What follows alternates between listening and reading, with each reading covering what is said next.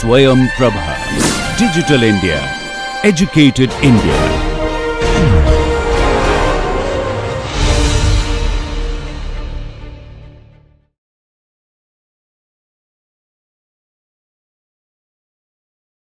So now let me ask the following question. So I will call x1 as the set of edges which are red edges here, right? So that is which are between C1 and S, but which are also a part of the cycle, right? So x1 is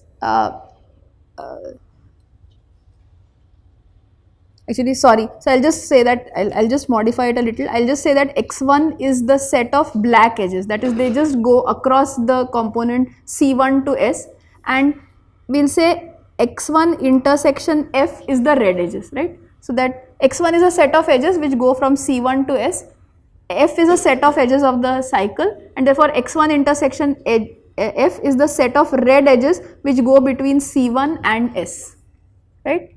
So can we say anything about how many edges should be there in x1 intersection F? So for example, let us start with the simplest thing. Can x1 intersection F be 0? This is a non-trivial component, so therefore there is at least one vertex inside this. Can x1 intersection F be 0? No, right? Otherwise that vertex, that the component is not covered by the cycle. What about x1 intersection F being 1? So it has just one edge in the amongst the red edges. It should be at least 2, right? Because even if the cycle completely goes inside, it must have one incoming and one outgoing into the cycle, right? So I mean the red edges are completely inside like it happened in C2. It has at least 2 edges which are in across the cut, right? So we know that x1 intersection F is greater than or equal to 2. But there is nothing special about x1 or the component C1, it is all symmetric. So in fact we will write x2 intersection F is also greater than or equal to 2, and in particular xk intersection F is also greater than or equal to 2. So for every component we must see at least 2 red edges across this cut. So this is on one side of the counting, right? So let's now count from the other side. What is the other side? The other side is the S side. So any questions? Okay. So the other side is the S side. So we will ask ourselves, how many edges should we see from the other side, that is from the S side, if we count? But see that doesn't tell us anything, because this is what is the we are counting it exactly that side again. So let us look at every vertex inside S, right? Now what do you know about the degree of that vertex in the red edges? So every vertex, in fact not only in S, every vertex, if you look at just the red edges, what is the degree? Exactly 2, right? So now let us take a particular vertex. Maybe one of its neighbors is coming from the cut edges, the other is coming from inside the component. Both of its edges are coming from the cut edges, both of the edges are coming from the cut edges, or both of the edges are coming from the inside the component, right? So now for every vertex in the S side, how many red edges will you see? Even, is it? Actually there are exactly 2 red edges, right? But how many red edges will you see in the cut? So what we are now looking at is expanding all of this and asking that if you look at a particular vertex, remember that for S, for a vertex inside the set S, its red edges need not come only from C1 or C2, it can one from C1, another from C2, anything can happen, but it sees only 2 red edges because of the fact that it is a cycle, right? So now for every vertex, how many red edges can it contribute to the cut, that is this cut S and rest of the graph? So let us take a vertex. As I said, if you take a vertex inside the set S, it can have both its red edges, so it can have both its red edges in the cut, or it can look like this, that is it has one red edge here, one red edge here, this is another possibility, or it can look like this, that both the red edges are completely inside this, right, inside the component. So now for every vertex, what is its contribution to the red edges across the cut? maximum 2, right? So now what I can write is that if I want to look at F intersection X, actually just one second.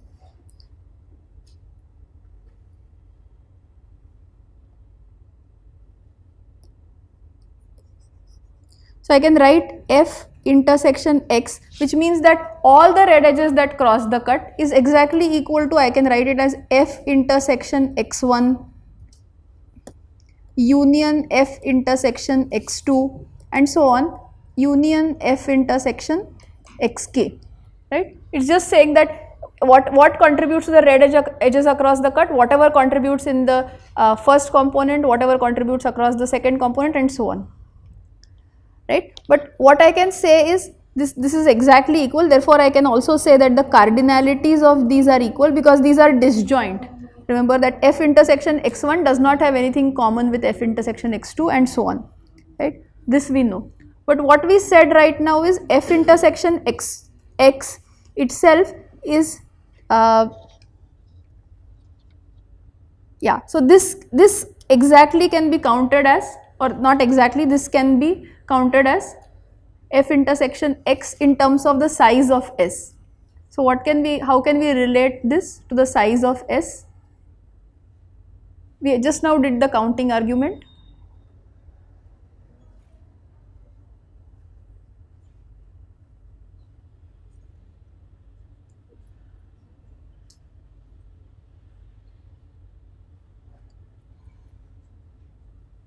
So we said that F intersection X is less than or equal to 2 times cardinality of S. But now what can we see from this side? When we just sum up all of this, this is exactly this term, right? So F intersection X is at least 2 times. So what does this sum up to? How many 2's are there here? K. And what is K? It is exactly the number of components, right? So 2 times K is less than or equal to F intersection X, which is less than or equal to 2 times S. So which says that 2 times the C of G minus S is less than or equal to 2 times cardinality of S, which implies that C of G minus S is less than or equal to cardinality of S. Right? And this must be true for any arbitrary set S because we did not do any special choice or selection of the set S. Right? And this kind of a counting argument is very prevalent in this, yeah. Correct.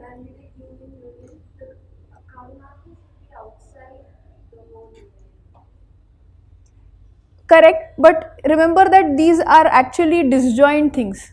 Okay, so when we are saying cardinality of F intersection X1 union F intersection X2, which is adding the cardinality. Okay, actually, yeah, this is slightly imprecise. Thank you for pointing out. This was correct when I did not put cardinalities. Because these are disjoint, therefore I can simply replace this union by a plus. Yeah, thank you. Yeah, because they are disjoint, I just add up the individual cardinalities. Because yeah, F intersection X1 is a disjoint union F intersection X2 and all is F intersection X. So everybody okay?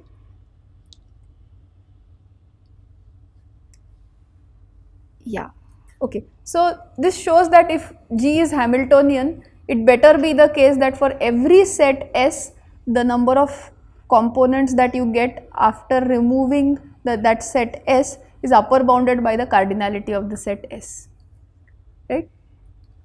So a natural question to ask is this condition also sufficient? That is, if a graph satisfies this condition, then will it also be Hamiltonian? That is, can I write this statement as a stronger statement? G is Hamiltonian if and only if for every set S, C of G minus S is less than or equal to S. Right? This is a natural question that we will ask. This certainly doesn't lead to an efficient algorithm because we still have so many sets to check but maybe this is this a necessary and sufficient condition? So if you want to show that this is not sufficient, what would you have to do? So actually I'll tell you that this is not sufficient. This is not sufficient for it to be Hamiltonian. That is, even if you, okay, so how would you show that it is not sufficient? Yes, so what should that counter example have the properties, what property should it satisfy? You should show a graph such that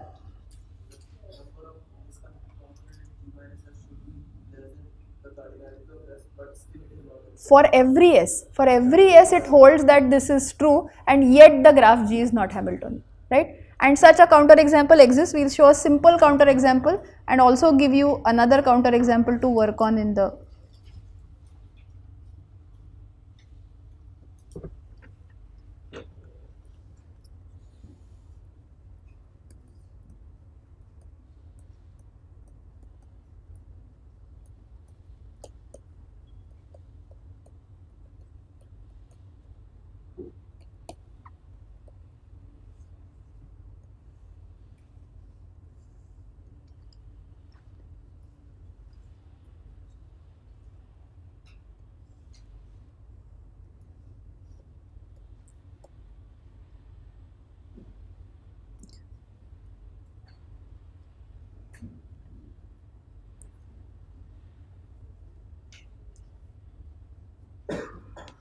So let us stare at this graph. So simple graph on 7 vertices, and we can quickly check. For example, let us take some arbitrary set. So maybe we will take this as x1, x2, x3, y1, y2, y3 and z, right?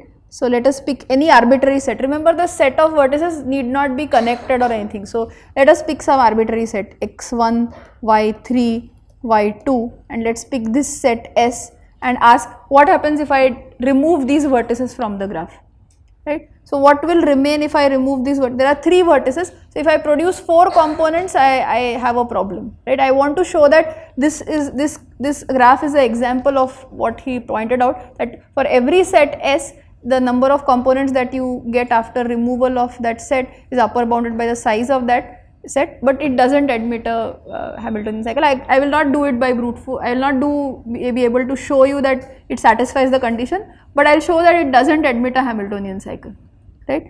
So let's check for one sample set. So what happens when you remove x1, y3 and y2? Clearly this zy1 still remains. zy1, x3 is going to be a single component and x2 is another component, right? Therefore there are 2 components. So at least this is a safe kind of a set. It doesn't create a problem for us. And you can try out different sets. This is only one set that I showed you. You can try out all sets. In fact, this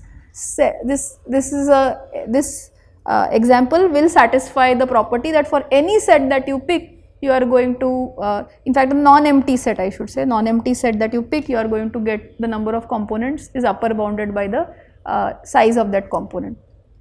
But why does this not admit a Hamiltonian cycle?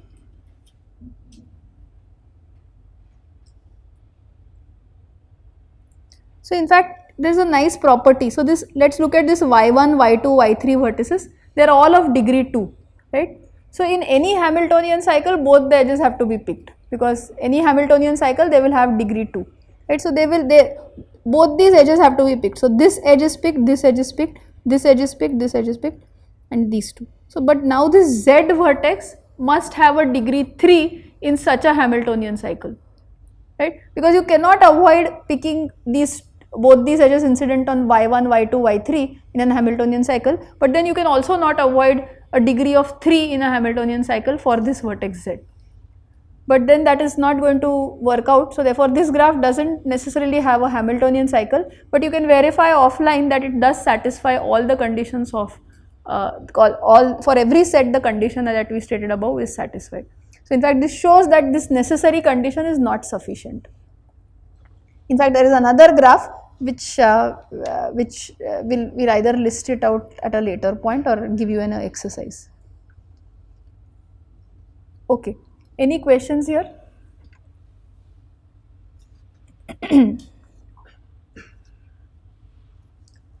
So to see the contrast, we will see a different type of condition. As I said, we will see a sufficient condition for the graph being Hamiltonian, and so now the nature of the condition that we state is going to be different from the one which we have stated now. We are going to say that if the graph satisfies the following condition, then the graph is going to be Hamiltonian, right? And we should again ask that, is this sufficient condition necessary, right? I mean, we would like to get a if and only if statement. And unfortunately, there are no good if and only if statements which are efficiently checkable, and that is why this problem turns out to be in the hard category, and this will be formalized eventually in this in the lecture series, where you will see problems which are hard to solve, or that is, you cannot come up with a polynomial time algorithm, or at least it's not expected that you will be able to come up with a polynomial time algorithm. If you come up with a polynomial time algorithm, there are significantly surprising consequences of that result, right? So we will not be able to do it today, but we will just look at a sufficient condition.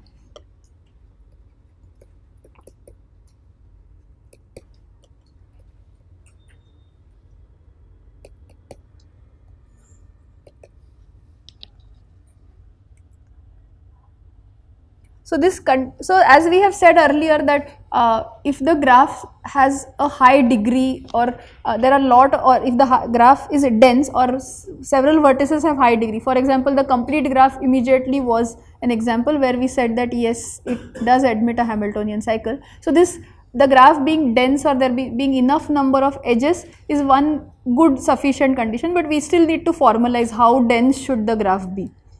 And let us state this condition, which is due to OR, that if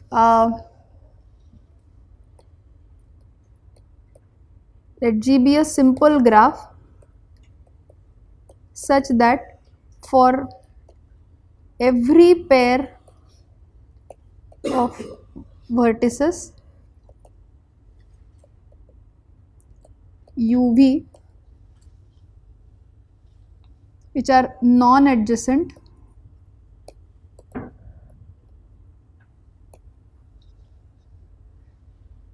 we have degree of U plus degree of V is greater than or equal to N, then G is Hamiltonian.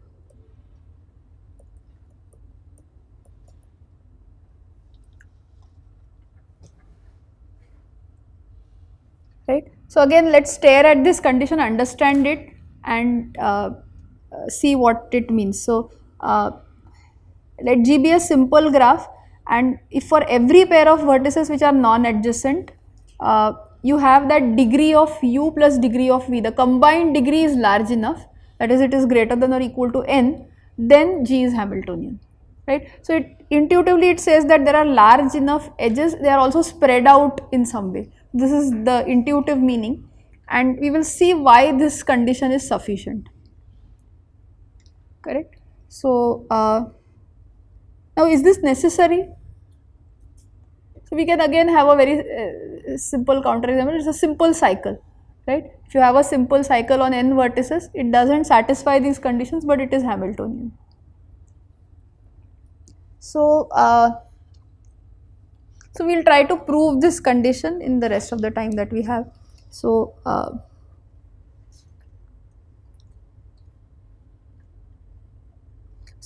how should one proceed with the proof? I mean, now we have seen some proof, so how should we proceed with this proof? Yes? Yeah, you had some suggestion? Yes? Okay. So we'll just attempt a proof by contradiction. That is, let us say that G satisfies this condition, that is, and this condition is easily checkable, right? You just have to go over all pairs of vertices, these are n squared pairs, ask is it non-adjacent, if it is non-adjacent, does it satisfy this condition, and if it satisfies, the claim is that it is indeed a Hamiltonian graph, right? So you can check it, and now for the sake of contradiction, let us say that G is not Hamiltonian, right? So assume that G satisfies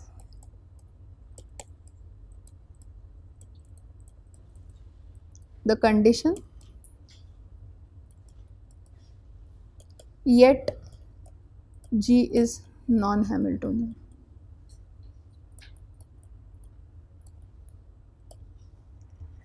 And now we are going to do the proof is, the proof is very succinct, and it also uses a small trick which is again applicable at several places in graph theory. What we are going to do is, we are going to look at another graph which is obtained from G, right? So we are going to keep adding edges to that graph. So take the graph G, we know that G is non-Hamiltonian. You pick a pair of non-adjacent vertices and ask, if I add this edge, does the new graph admit a Hamiltonian cycle? I mean, we do not know how to answer that question, but let's say that there is an oracle, or there is somebody who can answer this question for us. We just query that oracle, it's called an oracle. We'll just query that oracle and ask, okay, if I add this edge between the pair of vertices, does it admit a Hamiltonian cycle? If the answer is yes, we do not add that edge, right? And if the answer is no, that is, adding this edge doesn't change the property, it continues to keep the graph non-Hamiltonian, I will add that edge, right? So now what do? We start at the graph G, we look at a pair of vertices UV, and we try to add that edge. So what are we trying to do? We are packing as many edges as possible, and yes, your answers can change depending on the order in which you will choose the edges, but that doesn't bother us. You pick a pair of non-adjacent vertices, you query the oracle. If it says that G plus UV still does not admit a Hamiltonian cycle, you add that edge. What will you get? You will get G1. Now G1 itself may have another pair of non-adjacent vertices, let's say AB. I will ask again this question.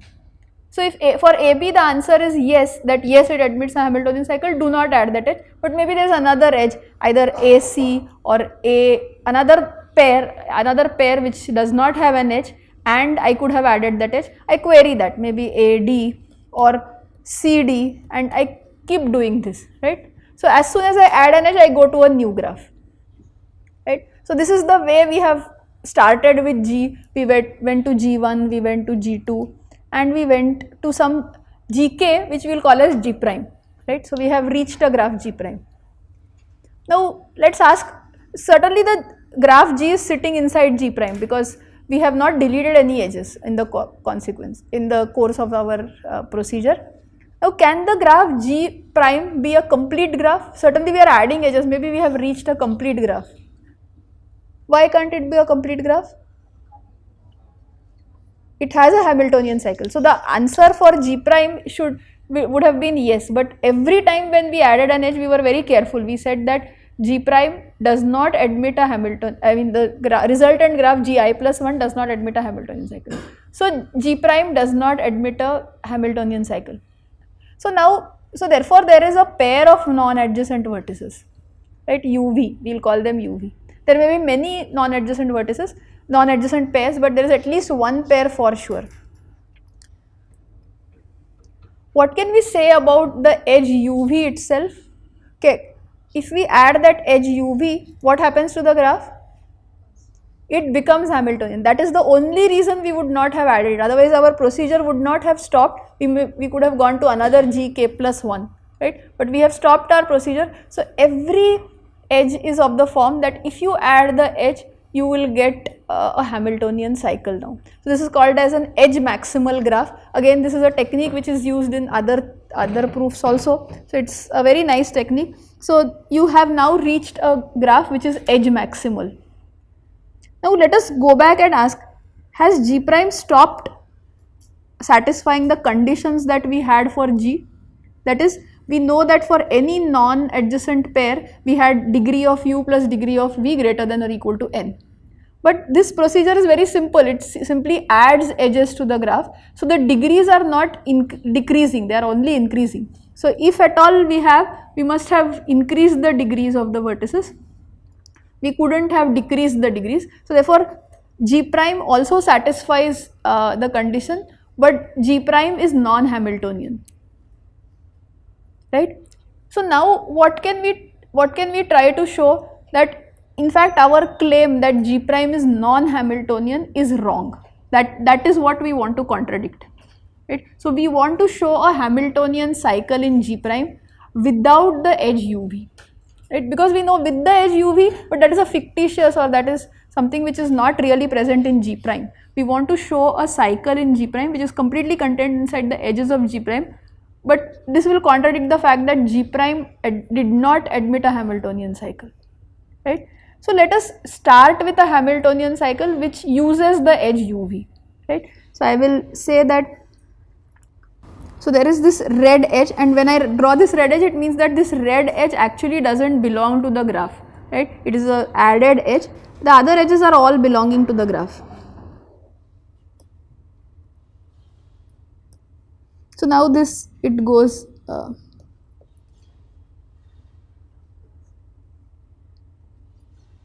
so all these edges are present in the graph. So we will just label the vertices A1 is equal to U, A2, A3 and so on, and AN is equal to V, right. So this is how we have the Hamiltonian cycle, and A1, AN is the last edge. We have just drawn it like this, right.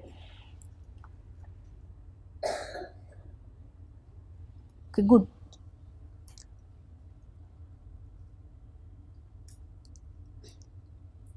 Okay, so let me pick any AI. There is a AI plus 1. So the Hamiltonian cycle currently traverses in this form: A1, A2, AI plus 1 to AN, and then finally the edge VU or UV, it's an undirected graph, and that completes the cycle.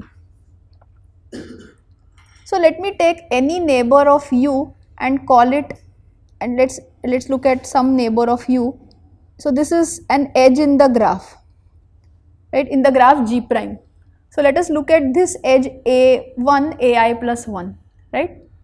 Now my claim is that for each such edge that I have, this A1, AI plus 1, so can it be the case that V has an edge to AI in the graph G, in the graph G prime? Can it happen that V has this edge AI? V has this edge to AI.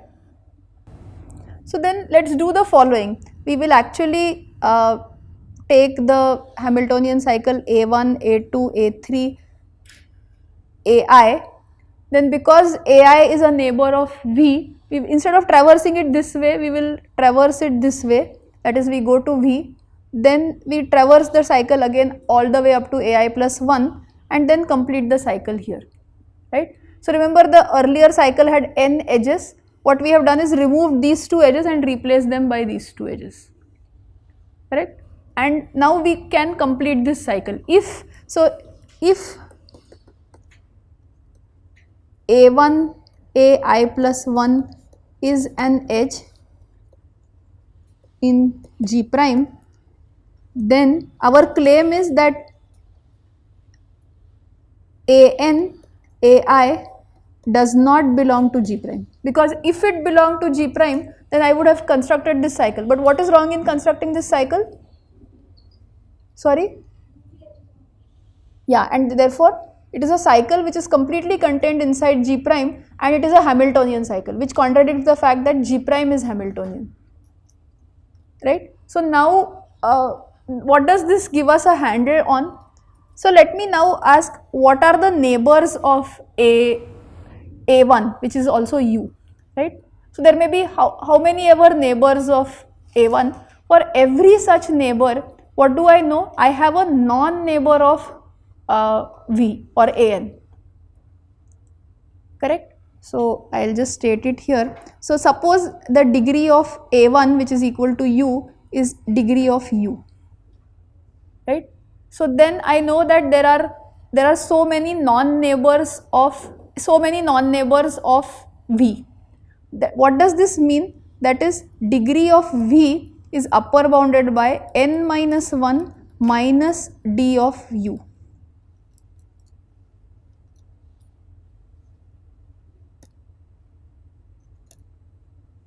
Yeah, okay, so I will write it here.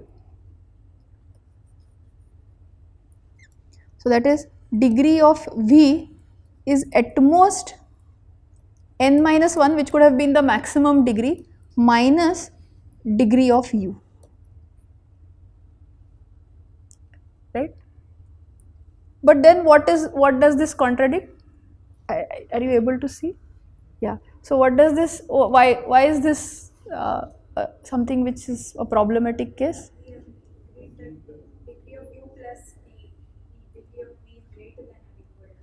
And remember that uv, if they are non-neighbors in or non-adjacent in G prime, they are non-adjacent in G also, right? If they are adjacent in G prime, I cannot say that they are adjacent in G because I have added edges.